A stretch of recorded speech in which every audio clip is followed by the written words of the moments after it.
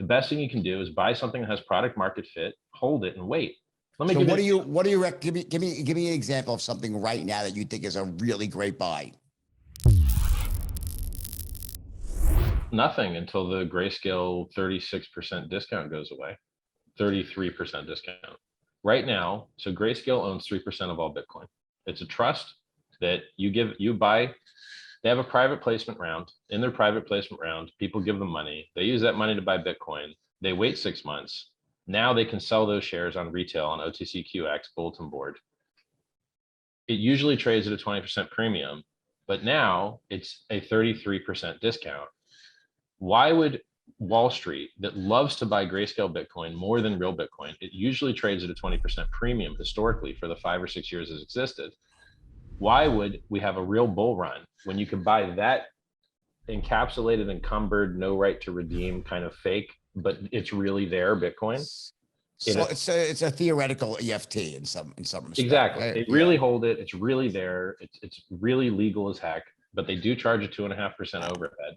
And it's, as long as you can buy Grayscale Bitcoin for a third off, it's no one in legacy is going to buy normal Bitcoin. Why would that arbitrage still be existing right now? In other words, there's got to be a reason why that arbitrage is there. You can't arbit because there's no right to redeem. So you can't get their cheap Bitcoin, and you can't sell your spot Bitcoin and buy their cheap Bitcoin because you can't get their cheap Bitcoin out because you don't have a right to redeem when you buy the shares. And so how long do you have to hold the shares for? You have to season them for 6 months because they filed a special form with the SEC, but they in a normal fund like that, you would need to wait 1 year. But because they did some extra registration, you only have to wait 6 months. So you think until that theoretical you're going to get bounces, but you're not going to get a real bull run until that deficit goes away because no one's leaving that much free money on the table. They have 3% of all the Bitcoin. They have $6 billion of Bitcoin. Why do you think that discount is there? Well, a lot of guys didn't realize the reflexivity, convexivity. That just means, so for you guys that are watching, reflexivity and convexivity just means that when something goes up, it goes up more. When it goes down more. Like I told you about leverage, taking loans. This company, Three Arrows Capital, idiots, think they're smart. Everyone in crypto has more followers than me and they're all bankrupt and I'm at all-time high net worth. And I'm just like, I called everything right forever. When are you guys going to figure out follow? You remind me a lot of Beatles, by the way. Yeah, he's got more money than most and he's been in it as long as me. He's a good guy. He's a great man. I love him. Yeah. Rob Beatles is a good guy. So,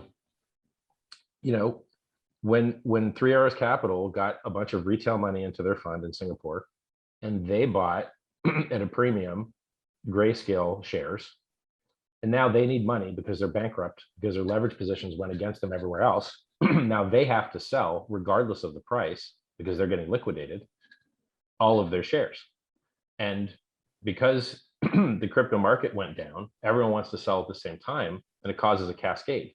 Price goes down, so this guy has to sell. So price goes down more, so that guy has to sell. So price kind of 1929-ish, right? Exactly.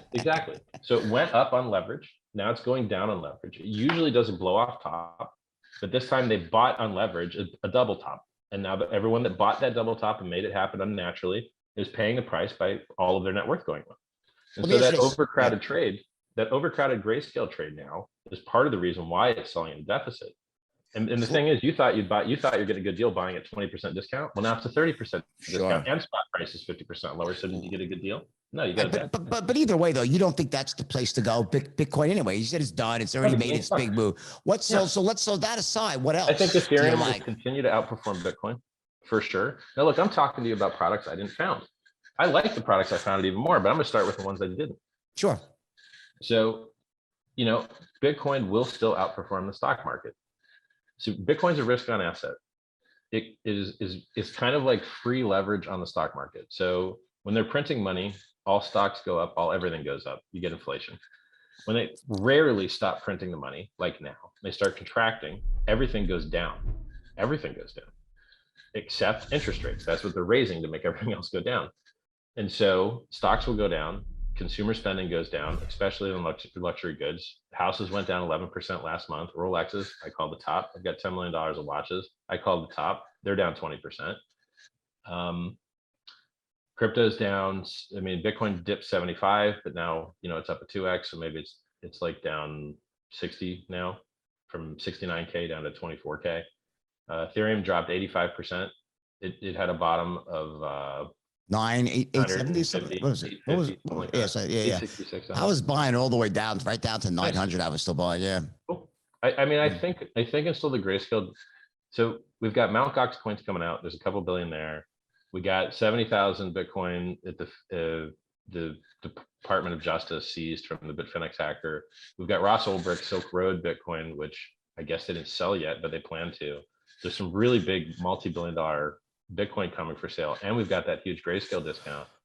I'm not bullish on the market until some of those things resolve.